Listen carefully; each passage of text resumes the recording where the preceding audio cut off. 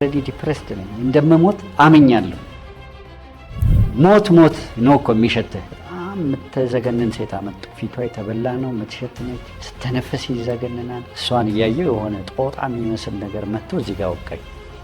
ታብዳለህ፣ ትሞታለህ። በሰመመን የሚኖር ሰው ታውቅ እንደሆነ አላውቅም። ትንሽ ስሞክር ይብሳል፣ ልቤ ይወርዳል። ኪና ተቃጥሎብኛል፣ ቅንድቤ ሁሉ ተቃጥሏል።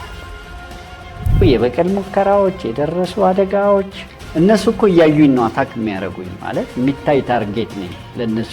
እኔ እንደምሞት ስንት ጊዜ መልዕክት ተነግሮኛል፣ ማለት ተሟርቶብኛል። አባቴ በጣም ኃይለኛ ሰው ነበር። ሽጉጥ መምዘዝ ይወዳል፣ ሰው አጠፋለሁ ይላል። ያው ሲጠጣ ነው፣ ሲያጨስ ነው የማውቀው። ብቻዬን ሁሉ ሌሊት ሙሉ ቀን ነበረ። አጋንንቶች ሲባል ነገራችን ላይ 4 ጊዜ አይቻለሁ። ሰውነቴ ሊተራሊ ሼክ አረግ። አላማ ቢስ ነበሩ፣ ግብ የሌለኝ የማረባ ብኩን ተቅበዝባዥ። ኢየሱስ ግን ልቤ ገባ፣ ድፍርስ ሕይወቴን አጠራ። ለዚህ ነው መቆሜ።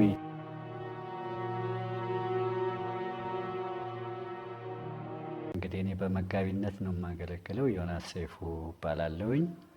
እግዚአብሔር ራእይ ሰጥቶኝ በመሰረትናት ቤተክርስቲያን፣ በቃል ኪዳን ቤተክርስቲያን በዋና መጋቢነት አገለግላለሁ። እንግዲህ ይህን ጥያቄ ለመመለስ ወደ ኋላ ስመለስ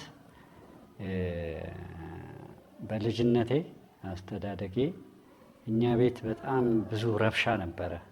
አባቴ በጣም ኃይለኛ ሰው ነበር።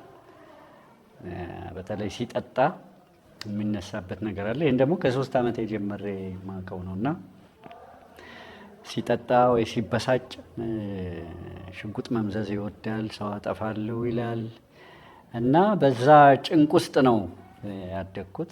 በ7 ዓመቴ እናቴ ሞተች። እሱ ደግሞ ወደ ውጭ ሀገር ሄደ ዲፕሎማት ሆኖ። ከዛ በኋላ ሲመጣ ደግሞ እንደገና ሌላ ትዳር ያዘ። ሌላ ትዳር ሲይዝ ከዛ የባሰ፣ ምክንያቱም በእናቴ የነበረች ጊዜ ትንሽ ታጋሽ ነች፣ ትችለዋለች። ይሄ ግን እኩል የሚተናነቀው እና ሁልጊዜ አጠፋሻለሁ ነው። ትሄዳለች አባቷ ቤት። እንደውም አንድ ጊዜ እኔን ይዞኝ ሄዷል። ሽጉጥ ይዞ ነው የሚሄደው። ለመታረቅ ሲፈልግ አባትና እናቷ አሉ። ትገቢያለሽ አትገቢም ነው በቃ፣ ሌላ የለም። እነሱ ይጨነቃሉ። ያጠፋኛል፣ አልገባም ትላለች። ግን አንቺ እንግዲህ ራሴን አጠፋለሁ ነው የሚለው። እና ያ እንደዛ ቫዮለንት የነበረ በጣም ኃይለኛ የነበረ ሰው ያው ሲጠጣ ነው ሲያጨስ ነው የማውቀው እኔ ከልጅነት የጀመረው። እና ቤት ሁሌ ጩኸት ነው፣ ረብሻ ነው አለ አይደል? ያ እንትኑ ሳይኮሎጂካሊ በጣም አፌክት የሚያደርግ ቤተሰብ ውስጥ ነው የነበርኩኝ። ሲጋራ ማጨስ ለመድኩ፣ ጫት ለመድኩ። ወደ መጠጥ ብዙም ባልገባ ግን ጫት ስትቅም ሆድ ውስጥ የመቋጠር ነገር አለ። አሁን እንደሚባል አላውቅም፣ ድሮ ጫብሴ ነው የምንለው። እና እሱን ለመበተን ካለዚያ ምግብ መብላት አትችልም፣ እንቅልፍ ይነሳል። እና ለዛ ብዬ ጥቂት እንትን ጀመርኩኝ፣ አረቄዋንም ምናምን እና ብዙም ባልጠጣ ግን። እና ገንዘብ እጥረት መጣ። አባቴ በጣም ስትሪክት ነበር፣ ለልጅ ገንዘብ በመስጠት አያምንም። ይበላሻሉ ይላል፣ ግን የበለጠ ተበላሸው እኔ። ስለዚህ መጀመሪያ ከቤት ጀመርኩ። ስርቆሽ፣ የእህቶችን ልብስ ከውጭ ያመጣውን ሳህኑንም ማንኪያውንም ምኑንም ያገኘሁትን ነገር ነው የሚሸጠው። በኋላ በሮች ሁሉ ይቆለፉብኝ ጀመር። እህቴ ከኔ ቀጥላ ያለችው እህቴ፣ ለእሷ ቁልፍ ተሰጥቷት፣ ግን አንዳንዴ እሷንም እንደምንም አውት ስማርት በማድረግ እያወጣው። አንድ ጊዜ እንደውም ማረሰው የአባቴን ሸሚዝ ከእንትን ላይ አውርቼ፣ ያው ሱሱ ስላለ የግድ ያስገድድሃል። ሸጬ እዛው ፊት ለፊት ሸጬ፣ ጠዋት ሸጬልህ ከሰዓት አድርጎታል ሰውየውና እህቶቼ ሄደው ሲጣሉ ኛል የአባታችን ሸሚዝ አውልቅ አላውልቅም። እና እንደዚህ ነበረ። አባቴ ወደ ውጭ ስለሚወጣ ትንሽ ውጭ ቀመስም ስለሆነ ልጅ በመምታት አያምንም። በኋላ በግድ ገባበት እንጂ ልጅ መቅጣት የሚለው የፈረንጅ እንትን እነ ፍሩይድ ፊሎሶፊ ነገር በሱ ምክንያት ይሁን አላውቅም። እና እናቴ ያው በጣም ሬርሊም ቢሆን ስለምትቀጣኝ እሱ ግን ስለሚናደድ በሷ ላይ ብዙ አልወዳትም ነበር እንደ ልጅ እና አንድ ጊዜ እንደውም በሸክላ ሳህን እንትን ሰጣኝ። እንዴት አልጫ ይሰጠኛል ብዬ ወርውሬ ሰበርኩ። እንደነገርኩ ጥጋብ የጀመረኝ በኋላም አባቴ ነግሮኛል። በልጅነት በጣም አስቸጋሪ ነበርክ ነው የሚለኝ። ብቸኛም ወንድ እኔ ነበርኩ ቤት ውስጥ እና መታኝ። እንደው እሱ እስኪመጣ አልቅሼ በጣም ተቆጥቷታል። ልጆቼን አትንኩ ስላትሰሚም ወይ ብሎ እና ብዙ ኢንቲሜሲው አልነበረም። ግን ወደ መጨረሻ አካባቢ የነበረው ኢንሲደንት ያው በልጅነት አእምሮ ባልቻ ሆስፒታል ገባች። ተርሚናል መሆኑ ሲታወቅ እንደማተርፍ ቤት መጣች። ሌሊት ትንሽ ሲለቀስ ሰማሁ። በሙሉ ሰብስበው ጎረቤት ወሰዱና ያልጠበቅኩት በጣም ኃይለኛ ጩኸት ሰማሁ። ሲነጋ ሌሊት አይለቀስ እንደሆነ አሁን እንትኑ ትዝ አይለኝም። ግን መስኮት ሲከፍቱ ሰዎች እየዘለሉ ደረታቸውን ሲመቱ አይቼ ያ ነገር አንቀጠቀጠኝ። ማለት ሰውነቴ ሊተራሊ ሼክ አረገ እና ከዛ አጎቴ መጣ፣ አባቴም መጣ። ያው ዘመድ አዝማድ ተሰብስበ የሬሳ መኪና መጣ እና የመጨረሻ ጊዜ ይሰናበቱ ሲል አጎቴ በጭራሽ በፍጹም ሲል አባቴ አይኑ ቀልቷል ብሏል። እና ያ ነገር እንደነገርኩ በጭጋግ በክረምት ወቅት ነገር ስለነበረ የሆነ በልጅነት አእምሮዬ ላይ ተቀረጸና ያ ዲፕሬሽን ከዛ ጊዜ ጀምሮ አልፎ አልፎ እየመጣ እንትን ይለኛል። በጣም ኢንቲሜት ሆነን ሳይሆን የነበሩት ኢንሲደንቶች እንደዛ አድርጎኛል። ግን ደግሞ ወዲያው ደግሞ ተደራራቢ እንትኖች ተፈጠሩ። አንደኛ እሱ ዲስከሬጅ ሆነና ድሮ ከውጭም ልብስ ያመጣልናል ምናምን እንደ መጣል አይነት ነገር እንደ መርሳት ብዙ ወደ መጠጣቱ መግባት። እንደውም አንዴ ዓለም ፀሐይ ድልድይ ጥሶ ገባ። ጠጥቶ ከቁጥጥሮች ወጥቶ ገደል ገባን። ይመጣል ብለን ሌሊት ምጠብቅ የለም። ጠዋት በሰው ተከቦ እያነከሰ ሲመጣ ደግሞ የዛን ጊዜ በጣም ላለቅስ። ግን ወዲያው ደግሞ ዲፕሎማት ሆኖ ናይጄሪያ ተላከ። ስለዚህ እኛን ትምህርት ቤት አስገብተውን ስለሄደ እሷን ሚስ ማድረግ ብቻ ሳይሆን አሁን ሆል ፋሚሊ እና አጎቴም አልፎ አልፎ መጥቶ ይጠይቀን ነበር የ15 ቀን በኋላ። እሱ ደግሞ አሜሪካ ሄደ። ስለዚህ ያ ነገር ተደራርቦ ሚስ የማድረግ የቤተሰብ በጥሩ ፋሚሊ እንደዚህ ጥሩ አድገህ እንደገና ዳውን አፕ ዳውን እያለ ከዛ ደግሞ ከዛ ውስጥ ደግሞ ወጥተን አጎቴ ደግሞ እነሱ ቤት አስገባን። እሱ ቤት አስገባን። እዛ እሱ 5 ልጆች አሉኝ፣ 4 አለን፣ ብዙ ልጆች እና በጎድጓዳ ሳህን ነው የምትበላው። እጅ ከገባ ላይወጣ ይችላል ነው ወሬ የለም። ምክንያቱም ሚስ ልታረግ ትችላለህ። እና ብዙ ነው አፕ ኤንድ ዳውን የነበረው። አንዲት ትወጣላ። ከዛ ከመጣ በኋላ ደግሞ እንደነገርኩህ አዲስ ላይፍ ጀመረ። ግን ትንሽ ቆይተው እነሱ መደባደብ ምናምን እንደገና ያቺ ተጀመረች። ሽጉጧ ታሪክ ምናምን ይሄዳል፣ ጠጣ፣ በቃ ራሴን አጠፋለሁ ይላል። ያ በጣም ስትሬስ ይፈጥርብሃል። እና አንድ ጊዜ እንደውም ተኩሷል እና ጠዋት እህቴ ነገረች። ተኮሰ እኮ ሴፉዬ ምናምን አለች። ምን ብለሽ ነው እባክሽ ምናምን አልኳት። መኝታ ቤታቸው አስገብታ አሳየችኝ። ስዕል ስታነሳ ተሸንቁሯል። እንትኑ ሚስ አርጓት ነው ይታይ። እና እግዚአብሔር ለኛ ቤተሰብ ያደረገው ለታ ከባድ ነው። ገሏት ቢሆን ኖሮ በጣም ከባድ ነበርና ያ ሁሉ አዳፕ አድርጎ ተስፋ የመቁረጥ ነገር እንደነገርኩ ደግሞ ማይንዴ ደግሞ እንደዛ አይነት የሚፈላሰፍ ነው። ምንድነው የመኖር ትርጉሙ የሚለው ላይ እዛ ረብሻ ደግሞ እኛ ቤት ረብሻ ማለት በጣም ኃይለኛ እንትን ነው ማለት መጫጫ ነው። በቃ ማለት ዋይልድ ነው እንትኑ እና አንድ ጊዜ 180 ዲግሪ ዞረ። እሱ ማለት ሌላ ሰው ሆኖ ተለወጠ። መጠጡን ባንድ ያቆመ፣ ሲጋራ አቆመ።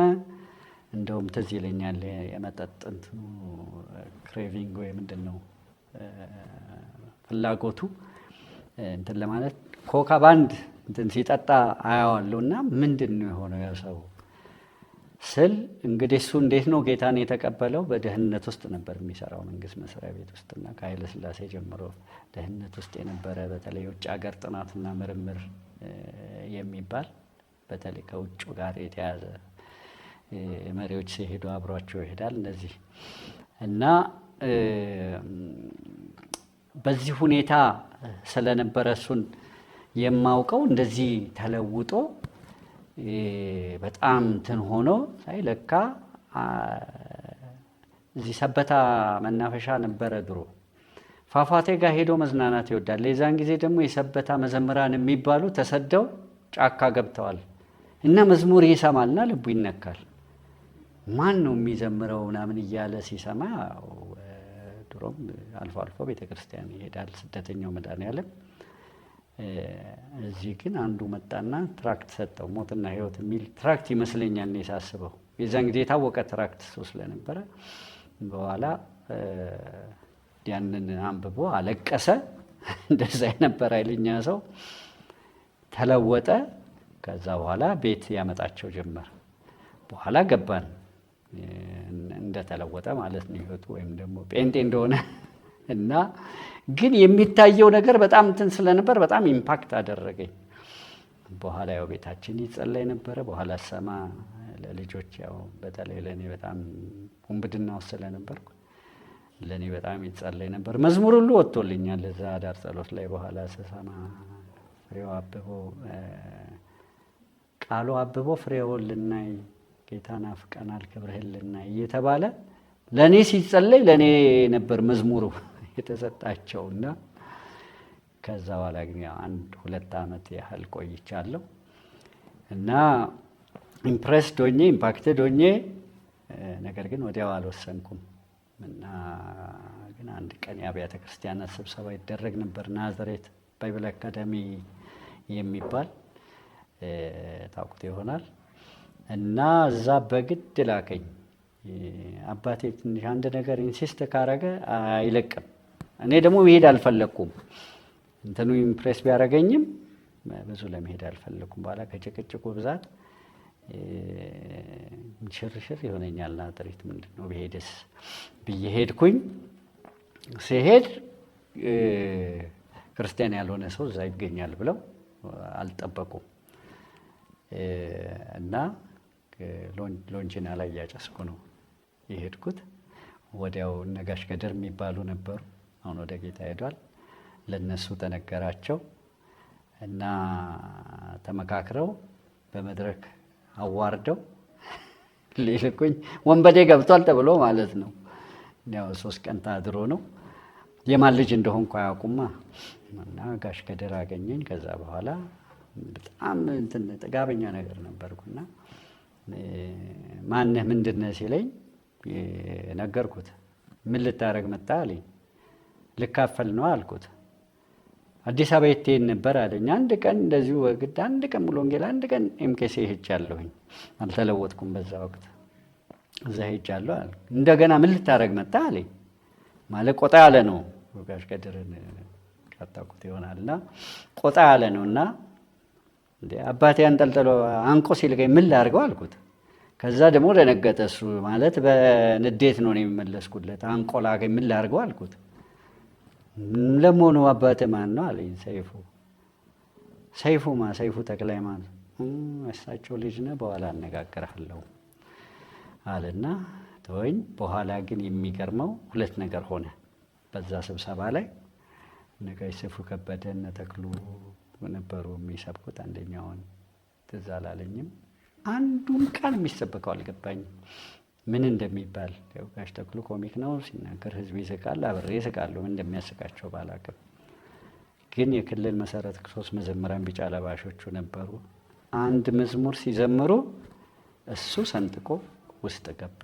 አላማ ቢስ ነበሩ፣ ግብ የሌለኝ የማረባ ብኩን ተቅበዝባዥ፣ ኢየሱስ ግን ልቤ ገባ፣ ድፍርስ ሕይወቴን አጠራ፣ ለዚህ ነው መቆሜ፣ ለዚህ ነው በደስታ መዘመሬ የሚል መዝሙር ሲዘምሩ ሰማሁና ያ ነበረ ደግሞ የኔ ትልቁ ቻሌንጅና ችግሬ። የሰው የመኖር አላማ ምንድን ነው?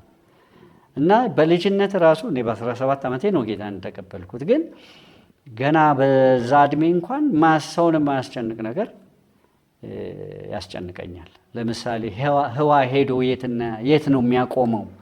ግድግዳ አለው። ግድግዳ እስካለ ከዛ በኋላ ምንድን ነው የሚለው ነገር በጣም ጭንቅላቴ በጣም አናሊቲካል ነው ማለት ማሰብ ይወዳል። እና ከዛ ደግሞ ምንድነው መብላት፣ መጠጣት፣ መተኛት፣ መነሳት፣ መውጣት፣ መግባት ትርጉም አለው ወይ?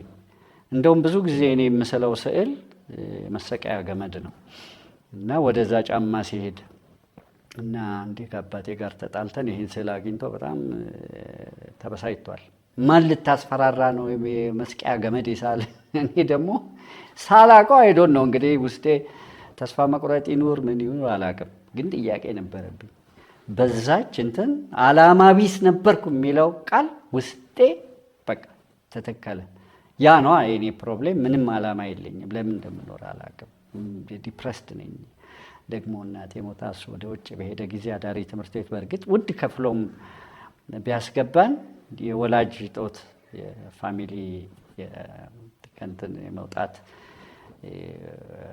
በጣም ዲፕሬሽን ውስጥ በልጅነት የከቶኝ ስለነበር የሁሉ ተደማምሮ የእናቴ ሞት ደግሞ በክረምት ነበረ፣ በጭጋግ ጊዜ። እሱ ሁሉ ክረምት ሲመጣ በጣም ዲፕሬስድ ነኝ እና ውስጤ ይነግረኛል በቃ ትክክል ነው ይሄ ማለት ልክደው አልችልማ። ከልጅነቴ ጀምሮ ሳድግ ያየሁት አባት ሌላ ሰው ሆኖ ተለውጧል። አውሬ ነገር ሁላችንም ነው ደግሞ እንደ አውሬ ሆን ነው ማለት እሱን ተከተለን እና ከትንሿ በስተቀር ማለት ነው ሁላችን ቫዮለንት ሆነናል። እና ይሄን ለውጥ አይቼ ዲስ ኢዝ ጄኑዊን ይሄ ነገር እውነት ነው በቃ ብዬ እንትን ብያለሁ። ግን ሱሱ ምኑ እንግዲህ የዓለም ስበቱ ያዘኝ እንደማተረካም እያወቅ አሁን እኔ አውቃለሁኝ። ጫት እየቀም ብቻዬን ሁሉ ሌሊቱን ሙሉ ቅም ነበረ፣ ከሰዎች ጋር ቅም ነበረ እና በተለይ ብቻ እኔ ቃምኩ ጊዜ ዱካክ ታውቃለህ? ዱካክ አታውቅም? የድሮዎቹ ናቸው። ያው ቅመህ ስትተኛ ድራግ ነክ የሆኑ ነገሮች ዲመኒክ አታክ ያመጣሉ፣ አጋንንታዊ ጥቃት ያመጣሉ። እንደውም ከአሜሪካ የመጣ ሰው ቅርብ ጊዜ ስጸልይለት ወጣት ልጅ ሳይኬዴሊክ የሚባል ነገር ከወሰድክ ቀጥታ መንፈስ ዓለም ነው የሚያስገባው ብሎ ነግሮኛል። በተወሰነ መልኩ አይቻለሁ። አደንዛዥ የሆኑ ነገሮች ከመንፈስ ዓለም ጋር የማገናኘት ነገር አላቸውና ከዛ ስቃይም ማረፍም ፈልጌያለሁ። እንደሚያሳርፍ ገብቶኛል። ግን ደግሞ ሱሱ ይዞኛል። ያው የሚያጓጓህ ነገር ይኖራል። ስለዚህ 2 ዓመት ሬስት አድርጌ ያቺ ግን መሰረተ ክርስቶስ ባይብል አካዳሚ የሄድኳት እንትን በቃ ህይወቴ ላይ ብሬክ ትሩ አመጣ። አክቹዋሊ የለወጠኝ ግን እንጸልይ ሲባል ያው ቤት ሲጸልዩ ይሰማል እንጂ ገብቻ አላቅም። አዳር ይደረጋል ያው ሰማለሁኝ ሲጸልዩ እና ተንበረከኩ አብሬ ያው ሰው ሲንበረከክ አይቼ ስንበረከክ ጌታ ተገለጠልኝ። የሆነ እንደዚህ ፊዚካል በአካል ለማለት ያስቸግረኛል፣ ግን ደግሞ በአካል አይደለም ለማለትም ደግሞ ያስቸግራል። ምክንያቱም በደንብ ሁለመናዬ ሴንስ አድርጎታል እና እሰማለሁኝ። የሚሰማ ኦዲብል የሆነ ድምፅም ባይሆን እኔ እሻልሃለሁ የሚለው ነገር ግን በደንብ ጠርቶ ነው ልቤ ላይ በደንብ የሚሰማኝ እና በብርሃን ውስጥ ሆኖ ነው ያለው። እና ደግሞ ውስጤ ፍቅር መፍሰስ ጀመረ ለጌታ እና በቃ እዛው ዋልቅሼ አዎ አንተን የምትሻለኝ አንተን የምታዋጣኝ እላለሁ ተንበርክኬ። ያው ማንም ምን እንደምላያቅም ያው እንደነገርኩህ እኔ ብቻ ነኝ እኔ እስከማውቀው ድረስ። እህቶቼ በዛን ጊዜ ያው ጌታን እናውቃለን ይሉ ነበር በደንብ ሳይገባቸው። ግን እዛ መሃል ጌታን የማያውቅ ሰው አልነበረም። በነገራችን ላይ አባቴ እዛ ስብሰባ ላይ እኔን ከላከ በነጋታው መጥቷል። ነው በዛውን ምሽት መጣ። ውጭ ሀገር መሄድ ነበረበት በስራ። እኔን ከላከ በኋላ ማታ መጥቶ እሱ ባለበት ይወራል። እዚህ አንድ ወንበዴ ገብቶ ምናምን ይላሉ። እሱ ደግሞ የኔው ጉድ ይሆን ይላል። እና ኤኒዌይስ ተገለጠልኝ ስለ አክቹዋሊ የቆመ ነገር ሳይሆን ግን በደንብ ማልክደው እስከ ዛሬም ደግሞ ማረሳው ነገር ነው የሆነው። እና ድምጹንም ማረሳው ውስጤ የፈሰሰውን ነገር ከዛ ሰውስን ደግሞ ኃይለኛ ደስታ ውስጤ ገባ። ዛሬ ወዲህ ጫት አልቅምም፣ ከዛሬ ወዲህ ሲጋራ አላጨስም ብዬ እንደውም ተደብቄ የመጨረሻውን ሲጋራ አጨሳለሁ ብዬ ከአውቶቡስ ተራ አባቴ አድርሶኝ ሲሄድ ትንሽ ብር ለምኖ ሰጥቶኝ ነበር በዛ የገዛዋትን።